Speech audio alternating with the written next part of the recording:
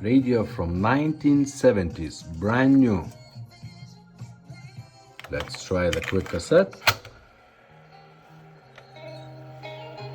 Works just fine.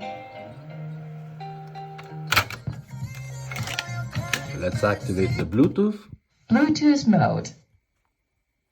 The Bluetooth device is connected successfully. That's it. Bluetooth is on now. How cool is that, huh?